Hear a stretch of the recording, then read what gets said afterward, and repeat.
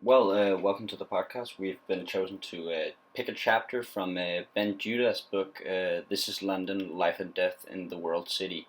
It was a book that was published on the 1st of September 2017, so it's fairly new, and it's a collection of different stories, primarily from immigrants or the working class, and districts that are very poor where people live in poverty. And what the book tries to establish is summarizing and labeling different parts of London, South or East London, and the citizens that live there. And the way I'm going to structure my podcast is I've chosen to structure it into segments, and the segments would be a quick rundown of the story and the people in it, language and atmosphere, how does the story read, sociological theories, and then outsider topic, or how it connects to the outside topic. A quick rundown of my chapter. I picked the chapter called Rye Lane, and as I mentioned earlier, Ben Judah focuses on stories told by working class people and immigrants and people living in poverty. And in this chapter, we follow a Romanian immigrant living in Peckham, or by the Rye Lane. And Rye Lane is a street located in the south of London, which is mostly inhabited by non-Western immigrants. And even though located in London, it's described as this African village almost. It says on page 345 at the bottom two lines, Rye Lane is like the old East Africa.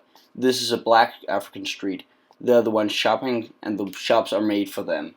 And that's the feel we get of the city and Rye Lane, or this part of the city. And the story then continues, and we get to see what Rye Lane is like at night. And then after the description of the nightlife in Rye Lane and the violence, we hear about his meeting with his religious group, and how witch doctors and religion and African culture has been entangled into the street.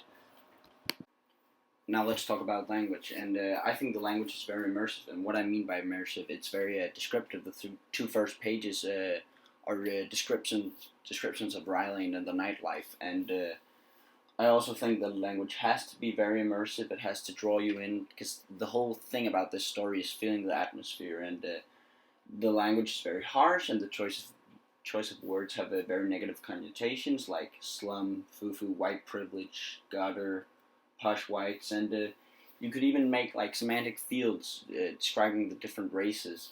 You have your Asians that are very greedy. That's all the slum landlords, and you have the Pakis, they call them, which are racist. And then you have the posh whites that feel that they've been overtaken by other cultures, and that they're no longer the majority.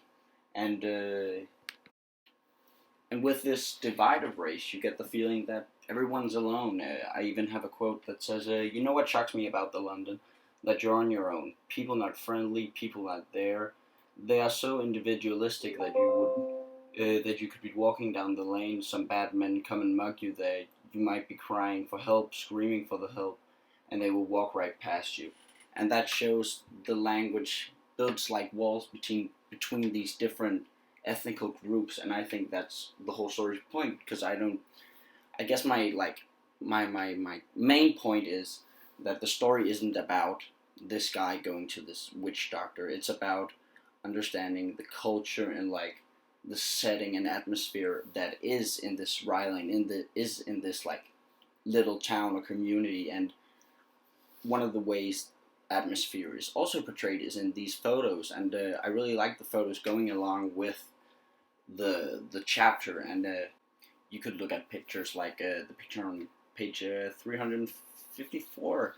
It's a doorway for the Holy Emmanuel Church of the Christ. And the beat down walls beside, and the ring to the left of the door really just shows how harsh and how King of the Jungle vibe this city has.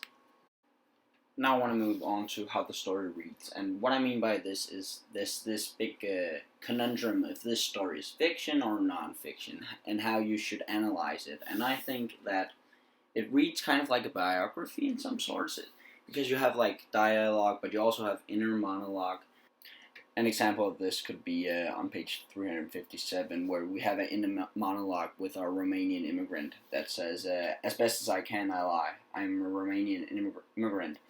Is it worth staying here? The rent is so high, the pay is too low." But if you were to look at this from a non-fiction perspective and look at like journalistic traits, you can maybe look at the way he argues for his beliefs and points. You could look at appeal forms where there's obviously a lot of like pathos involved. For example, I've marked this quotation on page 347, the first three lines. "The music on the radio suddenly stops. There's been a stabbing in Nam.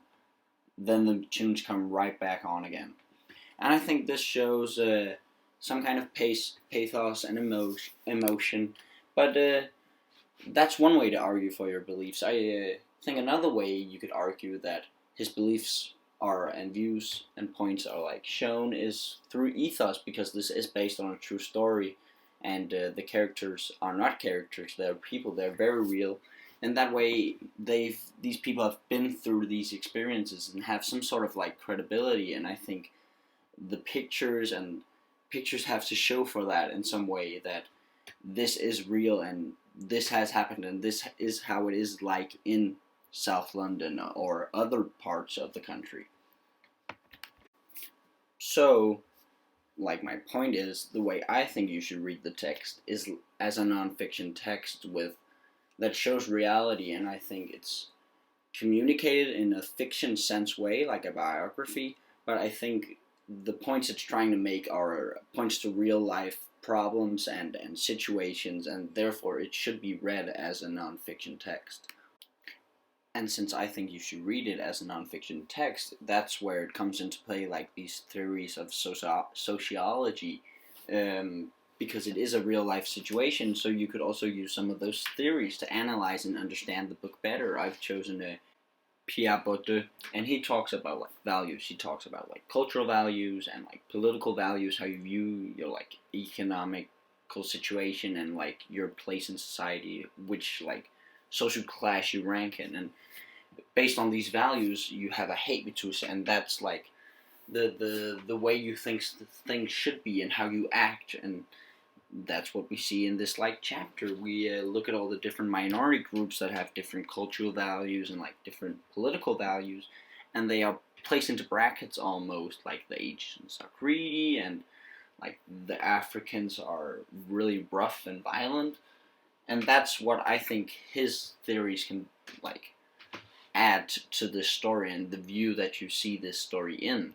So the way I would use his like theories to argue is that we're all in this, even though we're in London in this giant melting pot of like different communities, there's still like segregation between the different minorities, and you can see that in how they like flock to each other.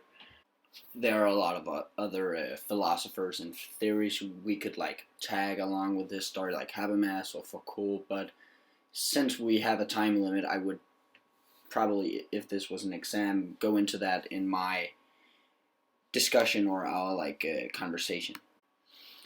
So how would I link this to the outsider topic? Well, I think one of the points in the story is that there are always like outsiders, like communities or ethnic groups that feel like they are not a part of the majority and feel segregated from the rest. You could link it to like the story dimensions of where this woman is suffering on her own and feels like an outsider to the rest of the like citizens and citizenship.